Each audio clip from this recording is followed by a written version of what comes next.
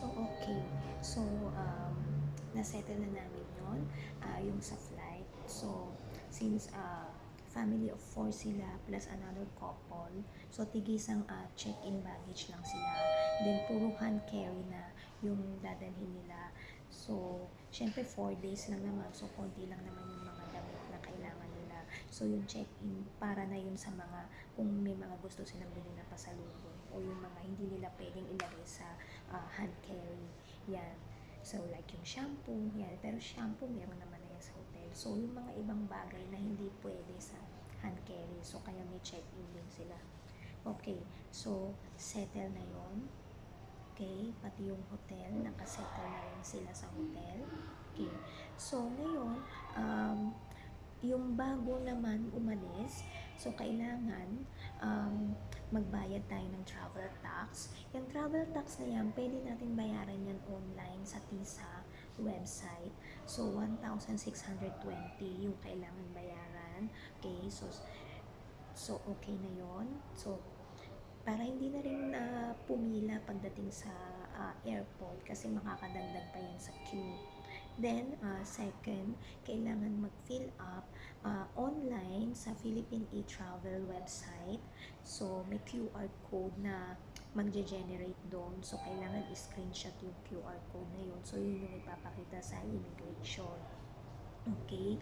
And then, third, so kailangan naman sa Bali, Indonesia, may QR code din yan. May online din na fini-fill upan dyan, no? Yung electronic travel document. So, kailangan din mag-fill up din online. So, screenshot lang din yung QR code na lalabas. So, dalawang QR code ang kailangan.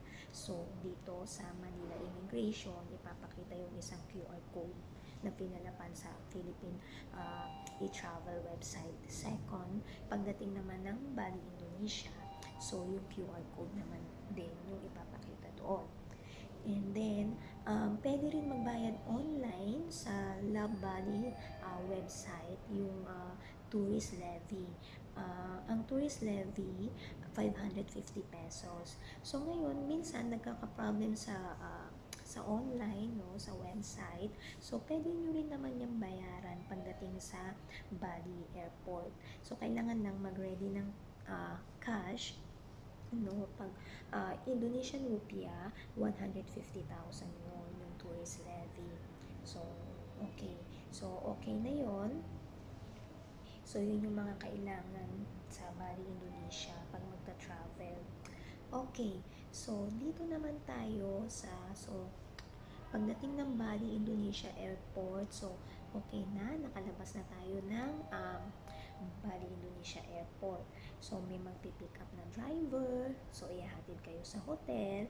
So, if let's say naman na tour package ang pinili nyo, so, ganun pa rin, may magpipick up sa inyo sa airport. So, kung hindi naman tour package, ang pinili naman natin is yung hotel na may free shuttle. So, ganun din, free shuttle yun, yung pipiliin nyo.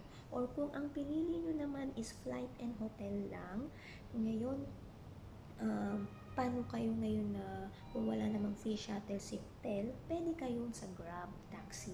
Kasi paglabas naman ng airport, meron tayong dyan, may Grab office dyan. So, pwede kayong magpabook doon ng Grab taxi. So, ihatid na kayo doon sa hotel nyo. Okay.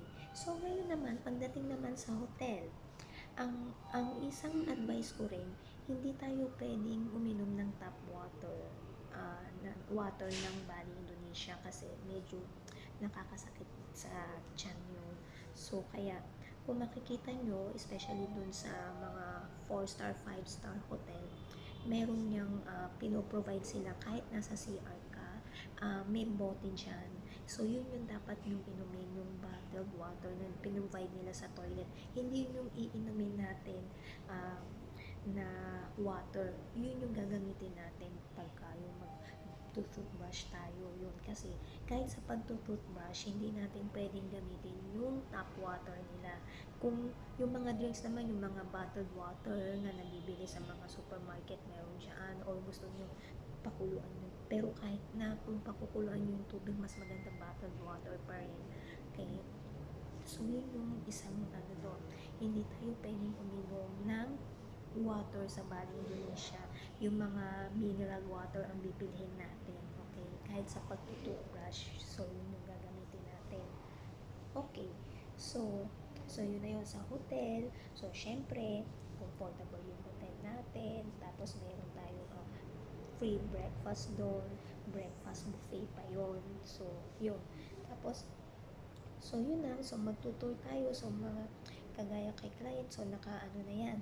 Nakasulat na yan yung itinerary na yan kung saan sila pupunta. Okay. So, ganun din pagka yung sa tour package na inano natin. May mga ano yan, may time yan kung what time kayo pipick upin sa hotel, yun, tapos yun, punta na kayo sa tourist spots nyo. Okay, kasi ang madaming magandang mga destination sa yung mga papasyalan sa Bali. Para sa akin, yung dalawang place maganda, Nusa Dua, nandyan lahat yung magagandang hotel sa Nusa Dua. So, kung gusto nyo na ang surroundings nyo, yung magagandang hotel, tsaka mas safer kasi nga mga high-end ang mga traveler na nandoon, no? Tapos may mga free shuttle pa yan papunta sa doon sa Bali Collection. Yun. So, doon tayo sa Nusa Dua magstay. Ngayon, kung sa Ubud naman, medyo kalayuan sa airport, um, maganda yung mga beach doon, yung mga resort doon. So, doon tayo sa Ubud. Kung ayaw nyo naman ng malayo, pwede tayo sa Nusa Dua kasi malapit lang yan sa airport. Mga around 30 minutes na sa airport niya or less than 30 minutes. So, yun. Kasi ako, nung nag-travel kami talaga, nung first sa Kuta kami, hindi ganun kaganda yung beach. So, hindi siya advisable. No? Kaya, o sa Sanur part yun. Sanur. Pero kung papipiliin between Sanur and Kuta, sa Sanur, mas maganda sa Sanur. Okay, mas tahimik siya pag sa Sanur. So, yun. Kasi nga, yung first trip namin, parang stop over lang yan dahil nga ang talagang destination namin is sa sister ko sa Perth, Australia. So, nag-stop over lang kami sa Bali, Indonesia. So, for 2 nights, so para makapahinga, kasi ginawa namin nun from Singapore to Bali, Indonesia, kasi Singapore to Bali is 3 hours. Pagdating naman sa Bali, papuntang Perth, Australia, malapit lang yun. Yun yung pinakamalapit na part ng Australia sa Bali. Nasa 3 hours din yung ang flight time niya. So, yun yung ginawa namin. Okay, so nag-stay lang kami ng 2 nights para maka-rest, and then so fly na kami ng Perth, Australia. So October kami pumunta, mga mid-October, kaya medyo drizzling na nung time na yon. As per nung Grab driver is mag-start na yung rainy season nila. So yun, pero nung napunta naman kami ng November, sunny siya nung time na yun siguro na-tsempohan namin kung maganda yung weather na pumunta kami, nag-spend din kami doon ng mga 6 days. So, yun yung pinakamatagal na stay namin. So, doon nga sa Novotel Hotel sa Nusa Dua. So, yun. And then, yung ka-third time ko is doon lang ako malapit sa airport na hotel na may free shuttle kasi solo traveler ako nung time na yun. So, parang from Perth, pabalik ng Manila. So, doon ako nag-stop over ako sa Bali. And then, saka ako bumalik ng Manila kasi mga 4 hours naman from Bali to Manila. So, yun. Doon naman sa part na yun is malapit sa airport eh. I think Kuta siya pero hindi naman ako hindi na ako lumabas kasi ako lang mag-isa. So parang nag-rest lang ako dun sa hotel kasi the next day going back to Manila na ako nung time na yun. Kaya nakaka-miss pumunta ng Bali, Indonesia kasi syempre kahit saan naman bansa na pupunta tayo na nakaka-relax kasi.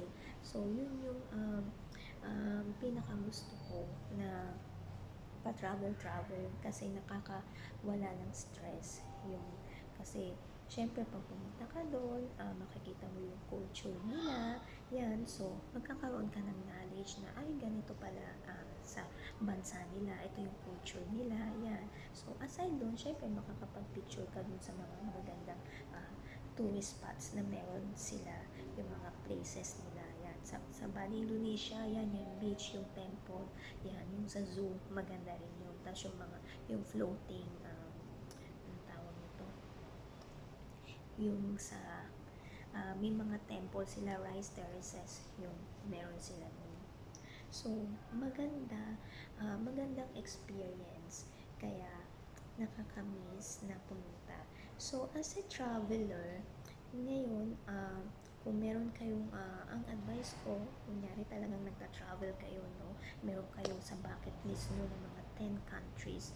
So, ngayon, um, mas maganda before kayo mag-travel, so yung mga in-between yan, no, makapag-save tayo para may budget tayo pag magta-travel tayo. Kasi para sa akin, pag once na pumunta kayo dun sa country na yun, i-all out na natin. Kasi kung ano man yung na-save natin, kaya nga kailangan natin mag-save. Kasi para pagdating natin dun, may budget talaga tayo. Is magawa talaga natin yung gusto natin gawin dun, mapuntahan natin yung mga lugar na kailangan natin mapuntahan, na kailangan natin makita.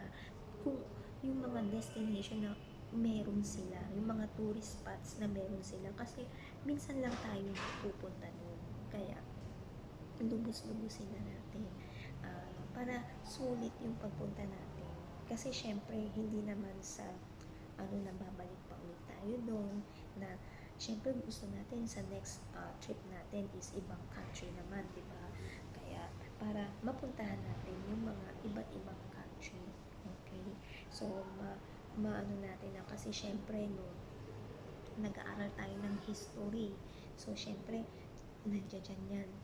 So ngayong lumaki na tayo, so syempre may chance na tayo makapunta doon. So isipin natin, ito pala yun, ito yung napag-aralan ko nung bata ko, kaya ngayon proud ako kasi masasabi ko na narating ko na tong bansa na to.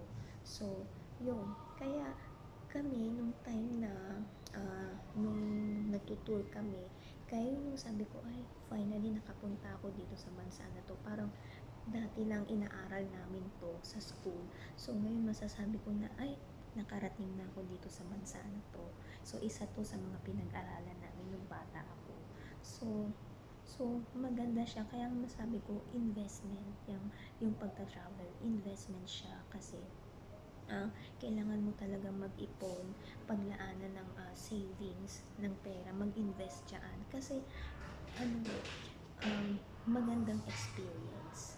So yun guys, um, masasabi ko na travel, if while you're still young, travel, spend time and money in traveling, kasi nakaka-relax talaga yan.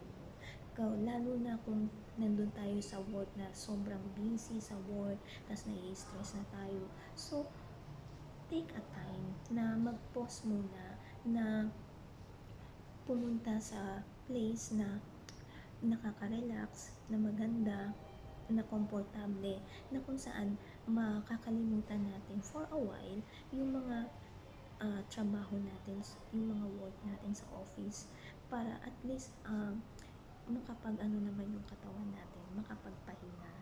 So yun, tsaka sabi nga nila, while you're still young, mag-travel yung hanggat kaya pa ng katawan natin. Okay, so kasi syempre magandang memories yan na hindi natin makakalimutan. So yun lang guys. So thank you for watching At Home with PJP. So see you sa next episode. Thank you. Have a good day.